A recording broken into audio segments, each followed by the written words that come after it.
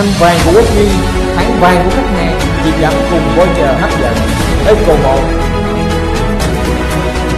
Eco 2, năm vàng của Quốc Duy, mừng sinh nhật 20 tuổi, giảm 5% khi mua hút bụi cộng khí nén, giảm 5% khi mua thiết bị vật tư trong vòng 12 tháng.